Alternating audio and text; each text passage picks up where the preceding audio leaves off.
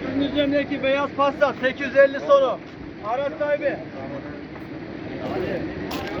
Köprünün üzerindeki beyaz Passat. Acil çekmesi lazım.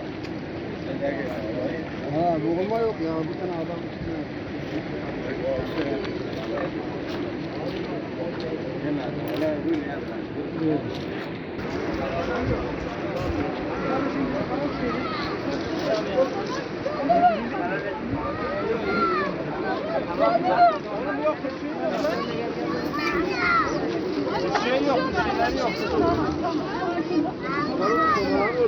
Ona gerek yok.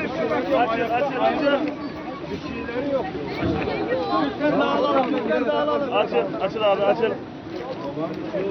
Cümeyr oğlu. Aynen. Sen mi olduğunu bilirsin de alayım. Ben söyleyeyim.